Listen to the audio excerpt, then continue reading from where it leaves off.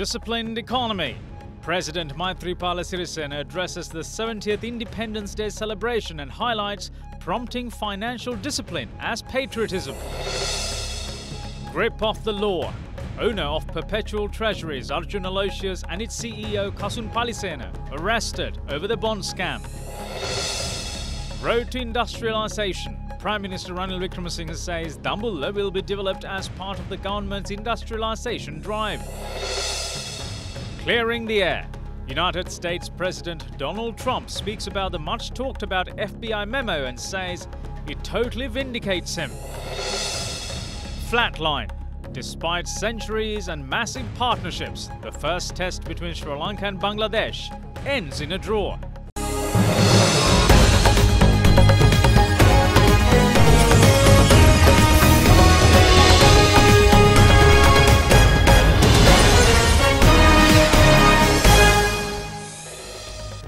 Today is of great significance to the country as the nation celebrates its 70th Independence Day. Good evening and welcome to First at 9. I'm Dhammika Ekanayak. President Maithripala Sirisena says that prompting financial discipline among citizens of a nation to fight corruption is identified as patriotism. Speaking at the national ceremony to mark the 70th Independence Day, the President added that inculcating the ideology of anti-corruption is required for the progress of the nation. The independence ceremony was marked with the presence of Prince Edward, the Earl of Wessex, the youngest son of Queen Elizabeth II and Prince Philip, along with his wife, the Countess of Wessex. The 70th Independence Day celebration was held at the Golfees Green this morning under the theme One Nation. Prince Edward, the Earl of Wessex and the Countess of Wessex, Prince Sophie, were chief guests at the event. They were welcomed by Minister of Home Affairs Wajira Abewardena. Religious leaders, foreign diplomats, ministers, members of parliament, senior government officials and other dignitaries were seen in attendance.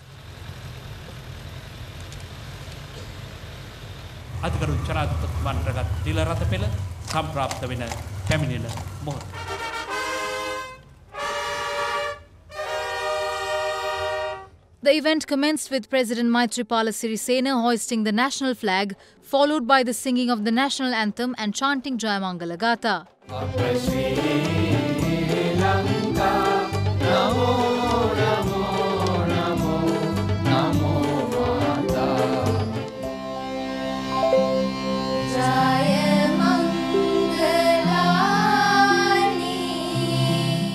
A guard of honour was accorded by the Tri-Forces to the President, followed by a 21-gun salute.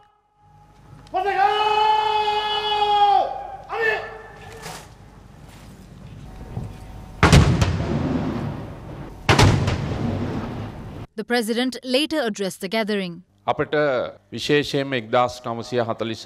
Since we received independence in 1948, every government in power, its leaders, state officers, defence units and citizens had carried their responsibility successfully in order to overcome challenges. Our country faced an unexpected civil war for 26 years and we defeated the LTTE when they attempted to divide our nation. What are the main challenges we face today? The government is dedicated to overcome challenges in the economy and also poverty. In order for us to develop, we need to identify national priorities. It is unfortunate to say this, but in the past decades, those who did not consider national priorities fulfilled their own personal political agendas, resulting in the country facing unfortunate economic outcomes. Therefore, improving the political leadership, heads of government institutions, management of the state and treasury is required to ensure that national priorities are identified. In his Independence Day address, the President also spoke on the need to stand against corruption and fraud. I wish to say that anti-corruption can be viewed as a self-defense for a country and will also enable progress. As our country is undergoing development towards a free economy, we should put an end to fraud, corruption, bribery and waste. I view patriotism as the conduct of financial discipline from politicians, government officials and every citizen. We require a national movement to promote financial discipline to combat fraud and corruption. The President's address was followed by a parade comprising officers from the Tri-Forces, Police Special Task Force and Civil Defence Forces was worked off at the event. Various cultural performances were also held during the occasion. Namo, namo, namo, namo.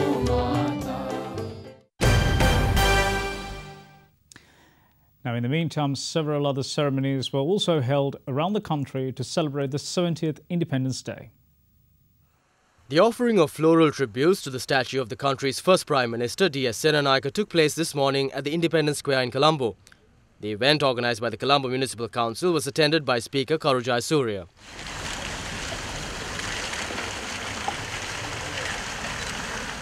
Meanwhile, Buddhist religious ceremonies were held at Polvatta Dharmakirtiarame temple in Kolpiti to invoke blessings upon the country. Hindu religious ceremonies were held at Sri Ponnambalam Vaniswaram, and a special religious gathering took place at the Akbar Jumma Masjid Mosque in Colombo too to invoke blessings upon the country and its citizens. A special mass was also arranged by the Christian Religious Affairs Ministry and Sri Lanka National Christian Council at the Methodist College in Colombo. Another mass was held at the Church of Our Lady of Fatima at Maradana, which was presided over by Archbishop of Colombo Malcolm Cardinal Ranjit. In the meantime, a cultural event organised by the Sri Lankan Consulate in Perth, Australia, was held parallel to the 70th Independence Day celebrations. TV Derana was the official media sponsor for the event, which was held at St Hilda's Auditorium in Perth. Meanwhile, a number of prisoners serving time around the country for minor offences were released today as a special pardon by President Maithripala Sirisena. Accordingly, prisoners from Valikada, Bogambara, Gaul, Mathura and Kalutara were released.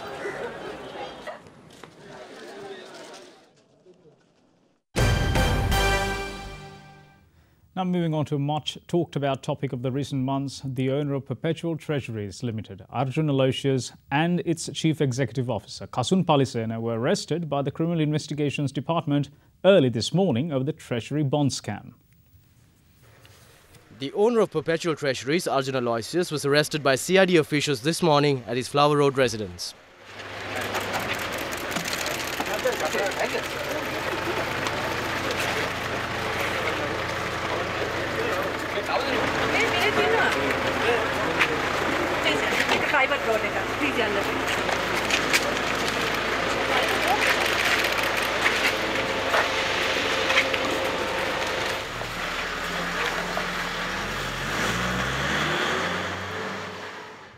Perpetual Treasury's Chief Executive Officer Kasun Palisena was arrested at his residence at Aretusama, Vellavatta. Following the arrest, Aloysius and Palisena were taken to the CID headquarters to record statements. The arrest followed the Supreme Court on Friday naming Aloysius and Palisena suspects in the bond scam. The CID, filing a B report in court, cited that former Central Bank Governor Arjuna Mahendran, Perpetual Treasuries owner Arjun Aloysius, CEO Kasun Palisena and Perpetual Treasuries as suspects in the main magisterial inquiry. The CID in its report stated that Arjuna Mahendran was liable in connection with an estimated 688 million rupee financial loss to the government at the bond auction held on February 27, 2015. It levelled criminal charges against Arjuna Mahendran on two accounts: criminal breach of trust and criminal misappropriation by way of deliberate violation of the due process at the central bank and causing a huge financial loss to the government. Allegations had been levelled under Section 5 of the Public Property Act and Section 386/389 and 391 of the Penal Code. Apart from the directions on Arjun Aloysius and Kasun Palisena, the Colombo Fort Magistrate also ordered the former Central Bank Governor Arjuna Mahendran to appear before the CID and give a statement before the 15th of February. According to the report compiled by the Presidential Commission of Inquiry that probed central bank bond issuances, Perpetual Treasuries had made an undue profit of over 11 billion rupees, resulting in a loss of 8.5 billion rupees to the government. The Commission report recommended that the Attorney General examine whether prosecution should be instituted under the Penal Code or other relevant provisions of the law against Arjuna Mahendran, Arjun Aloysius, Kasun Palisena and relevant officer of the CBSL and the EPF on the basis of the facts and circumstances established by the evidence placed before this Commission. Former Sri Lankan ambassador to Russia, Udayanga Weeratunga, was arrested at the Dubai airport this morning while in transit to the United States. The former ambassador was arrested following a court order issued last year by the Fort Magistrates Court. Speaking to Ada Derana, police media spokesperson, Superintendent of Police Ruwan Gunasekara said he was apprehended by immigration officers of the Dubai airport. Udayanga Weeratunga was detained by Interpol for questioning while in waiting at the Dubai airport in transit to the United States. The former Sri Lankan ambassador to Russia was arrested following an international arrest warrant issued last year by the Fort Magistrates Court. Sri Lanka's Financial Crimes Investigation Division is currently investigating alleged financial misappropriation when purchasing Ukraine-built MiG-27 aircraft. The former diplomat's passport was cancelled following a court order given on the 30th of June last year by Fort Magistrate Lanka Jayaratne. The FCID, however, states that they are expecting advice from relevant units on taking over custody of the former Sri Lankan ambassador. The FCID also stated that a special police team has been dispatched to bring him back to the island.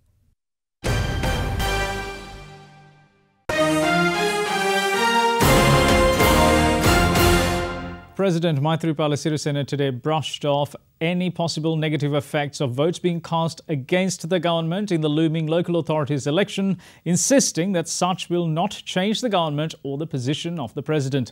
The head of state was addressing a political rally in Polonnaruwa.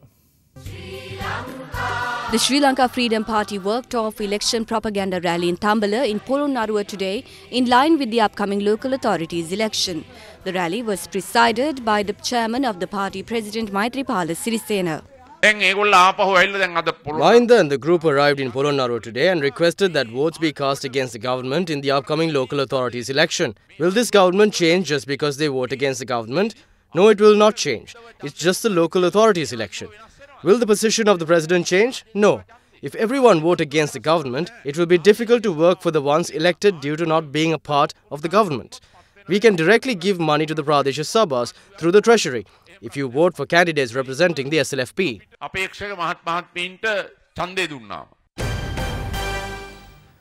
Meanwhile, Prime Minister Ranil Wickremesinghe says that Dambulla will be developed as part of the government's industrialisation drive in order to benefit from proposed investments in the Trincomalee area. He made this remark at a UNP rally held in Dambulla yesterday. A United National Party rally to garner support for the upcoming local authorities election was held in Dambulla last evening under the auspices of Prime Minister Ranil Wickremesinghe.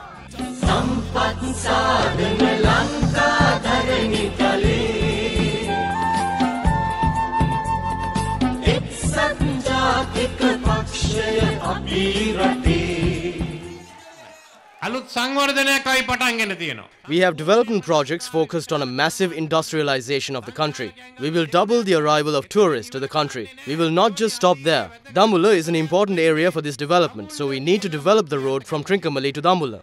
Once we develop Dambulla, we will create an industrial zone in Trincomalee with the support of a Singaporean company. Sri Lanka, together with Singapore, India and Japan, will construct a port in Trincomalee. We will improve the Hingaragoda airport. When it was in the hands of the former government for 10 years, nothing happened. Did anything happen after Dambulla was developed between 1977 and 1994? Everyone visits Sigiriya, therefore the area needs to have more activities. Would you all like a development plan for Dambulla? We will do this for you. We need your support for this.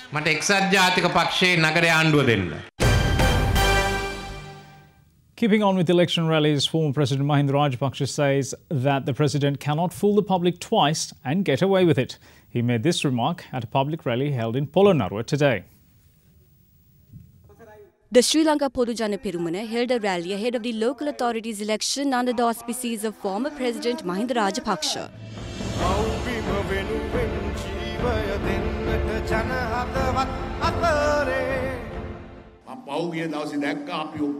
During the past few days, I saw the president saying that he cannot sleep and he will not resign until all the wrongdoers are sent to hell.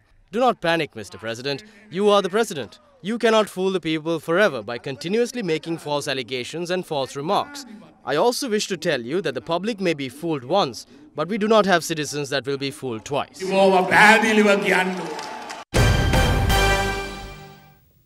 And last but not least, leader of the Janata Vimukthi Peramuna, parliamentarian Anurakkumara Dissanayake reiterates that the public should be careful when voting members into local authorities. He made this comment at a public gathering in Kandy yesterday. The Janata Vimukthi Peramuna organised a public gathering in Kandy ahead of the local authorities elections under the auspices of party leader Anurakkumara Dissanayake.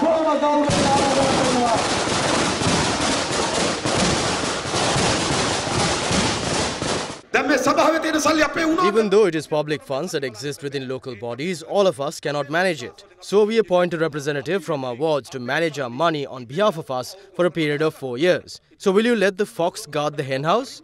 They get paid about 15,000 rupees and a small allowance. But why are they fighting so much for it?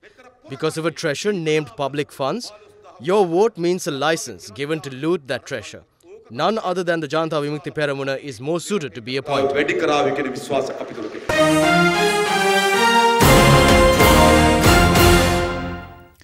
Let's take a look at some other stories making news across Sri Lanka.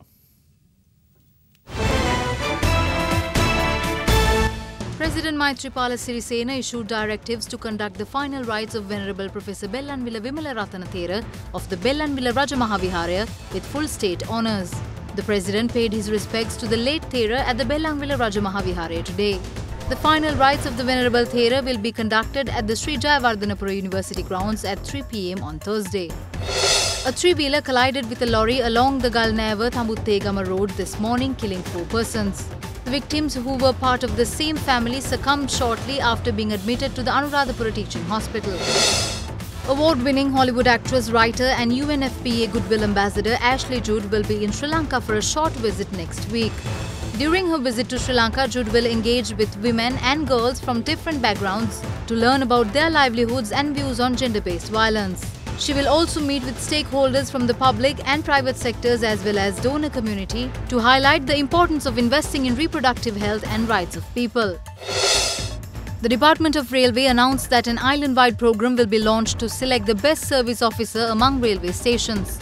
The performance of officers will be evaluated once in 6 months and they will be awarded with prizes and certificates. The program is due to be launched this month. You are watching Sri Lanka's award-winning news channel, Derana 24/7.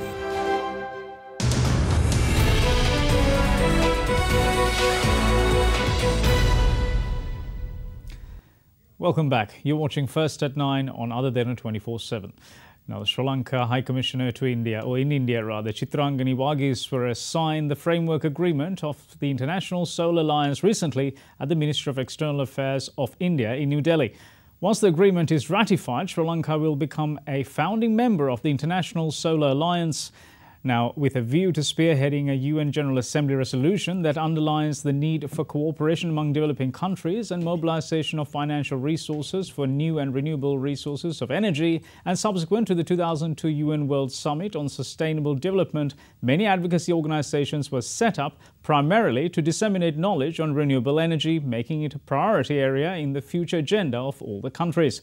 In this context, the International Solar Alliance was conceived as a coalition of solar resource-rich countries to address their special energy needs and to provide a platform to collaborate on addressing and identifying issues through an agreed common approach.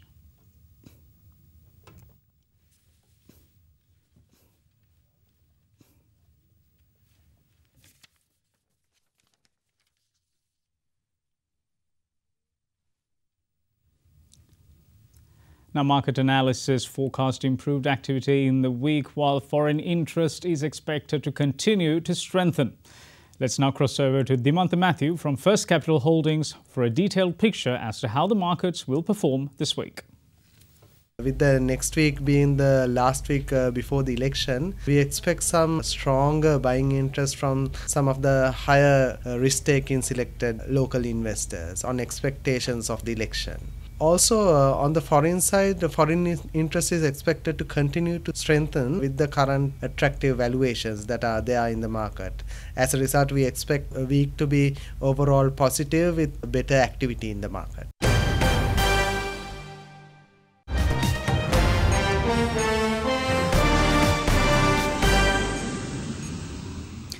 Now, in his first response to the release of the formally classified Republican memo, United States President Donald Trump took to Twitter yesterday, where he claimed that the memo released totally vindicates him. Donald Trump's fellow Republicans in the U.S. House of Representatives released a previously classified memo day before yesterday that portrays senior officials from the Federal Bureau of Investigation and Justice Department as being biased against him in the federal investigation into potential collusion between his 2016 presidential campaign and Russia.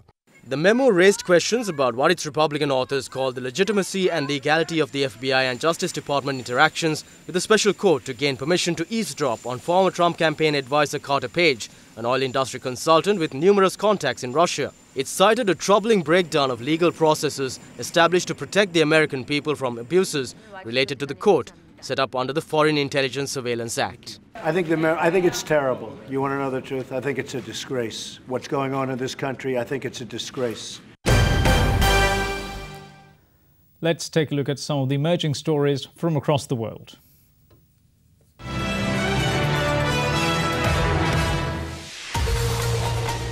An Italian gunman shot and wounded 6 African immigrants in what the authorities described as a racially motivated drive-by shooting spree in the southern Italian city of Macerata yesterday. The man, Luca Trini, went on a drive-by shooting rampage targeting immigrants and then drove to a monument, gave the fascist salute, wrapped himself in the Italian flag and waited arrest. A furious mob pelted stones at cops and vandalized public property in India's eastern Kolkata city yesterday as 2 college students died after being mowed down by a bus that jumped the traffic light. The incident happened in Chingrigata area where a heavy police force was deployed after the angry mob torched the bus and vandalized 2 other buses and local stalls. Archaeologists in Egypt have unveiled the newly discovered tomb of an ancient priestess that dates back to 4,400 years. The tomb found near Cairo is adorned with well-preserved and rare wall paintings depicting the priestess Hetpet in a variety of scenes. Hetpet was a priestess to the goddess of fertility Hathor, who assisted women in childbirth. You are watching Sri Lanka's premier news channel, Other Derana 24/7.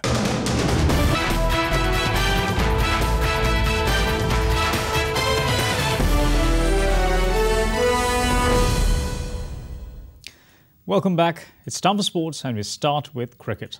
The first test between Bangladesh and Sri Lanka ended in a draw today. In Chittagong, as Sri Lanka was unable to make any significant inroads into the hosts' batting lineup. Sri Lanka held a 200-run first innings lead after declaring on a mammoth 713 for 9 in reply to Bangladesh's 513. The visitors fancied their chances for a victory when veteran spinner Rangan Herat picked up the critical wicket of Mushfiqur Rahim off the last ball on the 4th day, leaving Bangladesh on 81 for 3. Mominul Haq became the first player from Bangladesh to score a century in both innings of a test as he steered his side to a draw in the opening match against Sri Lanka today. Mominul, 18 not out overnight, and Lytton Das, who fell just 6 runs short of his maiden test century, shared a crucial 180-run stand for the 4th wicket to frustrate the Sri Lankan bowlers. It was Dhananjay De Silva who broke their partnership, dismissing Mominul shortly after the left-hander scored his 2nd century of the game. Dimuth Karunaratne took the catch at slip to bring the curtain down on a fine innings featuring 5 fours and 2 sixes. Mominul, who reached 56 with a single, overtook Tamim Iqbal's aggregate of 231 runs against Pakistan in Khulna in 2015. Mominul was adjudged the man of the match. The second and final test between the two teams will begin on Thursday at Shere-Bangla Stadium in Mirpur. You are watching Sri Lanka's #1 news channel, Other Derana 24/7. The International Olympic Committee Executive Board met for the second day in Pyeongchang today ahead of the 2018 Winter Games. The IOC President Thomas Bach led the meeting, in which they were expected to discuss, among other topics, medal reallocation ceremonies. That could include some medals that were taken away from Russian athletes following investigations into alleged systematic doping at the Sochi Games, which Russia hosted 4 years ago. According to the IOC's medical chief, anti-doping measures at the Pyeongchang 2018 Winter Olympic Games will be the most comprehensive and independent in Olympic history. IOC Medical Director Richard Budgett said they would be even more independent in South Korea than they were in Brazil for the Rio 2016 Olympic Games. Meanwhile, the Pyeongchang Cultural Olympiad kicked off yesterday with an opening festival in the South Korean coastal city of Gangneung ahead of the 2018 Winter Olympics. The opening ceremony featured live performances by K-pop groups, an acrobatic fire show and other cultural activities involving local folk traditions. Gangneung is co-hosting the 2018 Winter Games, which are set to open on February 9.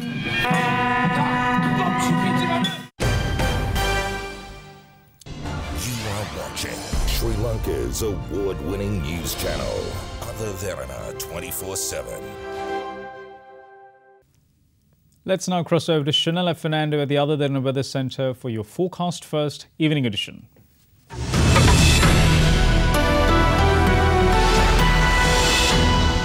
Good evening and welcome to Forecast First. Your temperatures for tomorrow are to range between 19 and 29 degrees Celsius, with the lowest temperatures expected in the Central Hills. Well, looking at the map, a low pressure zone will form from the Over province and will gradually prevail across the island. Well, no signs of a sunny weather reported across the island, as many areas including Jaffna, Mana, Anuradhapura, Gaul, Matara, Colombo and Hambantota will experience showers and thunder showers. That's all we have from the Weather Centre tonight. Up next is your city by city forecast.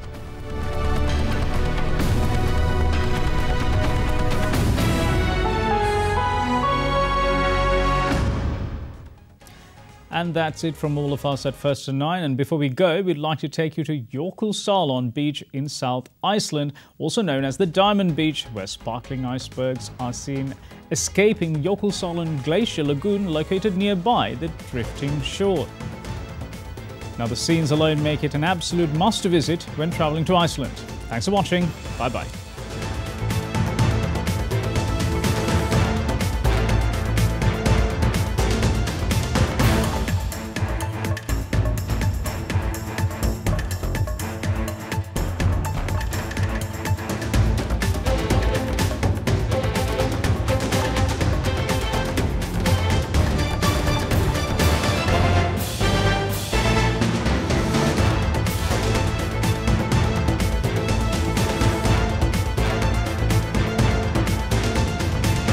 Bringing you the news and information 24 hours a day.